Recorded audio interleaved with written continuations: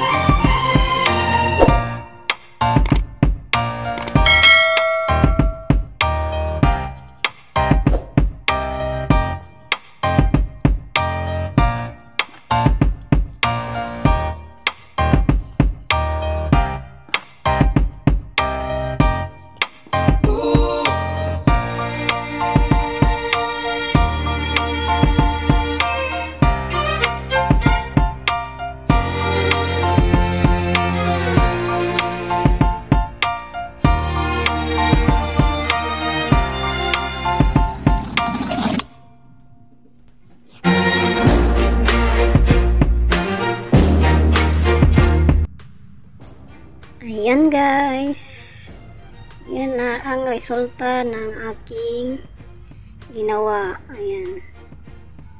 Magandang tingnan. Kasi uniform na ang kanilang kulay. Yan na ang kaunting variety ko ng aking aglonema. Ayan po, nandun sa likod yung iba, yung mga bagong prupa ko. Maliliit pa, hindi pa sila pwede iripat sa malaking mga paso. Ito po yung Big Roy na nag-mutate.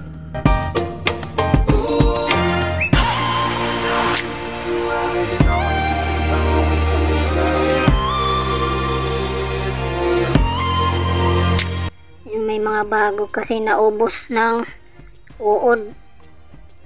Kaya isa na lang handa. Ito din, bigay ito sa akin guys. Yan yung mutated na Big Roy. Naubos ang dahon niya. Pero may bago ng dahon na palabas. Yan po, andito sa likod yung iba.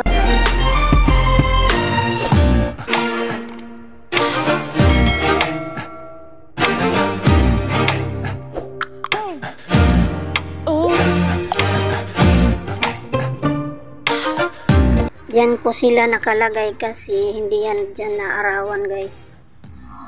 Kung mayroon man dyan araw, yan ay yung morning sun lang guys, yung umaano dyan, pero sandali lang.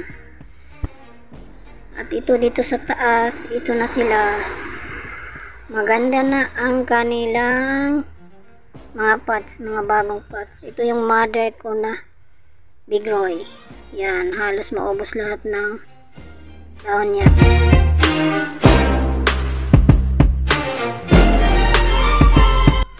Ayan po, ikot po tayo sa likod guys. Ayan. Ito po dito guys, nilagyan ko ng harang na kawayan para hindi siya mahulog. Ayan, kasi nandito minsan yung mga kuting dito. Oo, umaakyat dito guys, kaya minsan nahuhulog yung mga halaman ko. Yan, pati dito sa baba, nilagyan ko ng harang. So, that's it guys. Huwag kalimutan mag-subscribe. See you in my next video.